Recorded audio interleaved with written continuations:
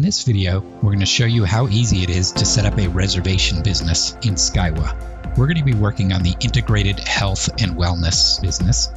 Notice now in consumer, it's a check-in business, so it doesn't support reservations. It just supports the virtual waiting room and the check-in process. So we want to change it to a reservation business. So to do that, go over to Configure Business, select Operating Parameters, and here where it says Operation Model, change it from check-in to reservation and click Save. And now we're going to refresh the consumer app. And notice now it says Book Appointment. So if we click on Book Appointment, there's just a general default appointment that's 15 minutes that's been set up for you. And if you click Book, it shows you the availability today. The first appointment is at 4 o'clock. You could look at the availability for another day and notice that the business is open on Saturday and Sunday right now. So there's a few things we may want to do. The first thing we might want to do is change the business so that it's not open on Saturday and Sunday. So I'm going to click on Configure Business.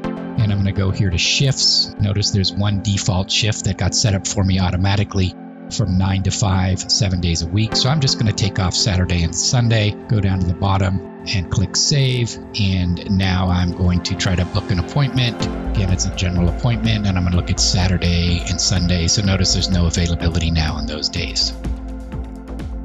Notice now we just had one general service category. You can book appointments for different service categories, different kinds of services that have different amount of time and have different service providers. So we're going to go through how to set up services. So first we're going to start with this general service, and we're going to change it to a massage service. So I'm going to pick an image from my photo library, and I'm going to make the duration 90 minutes.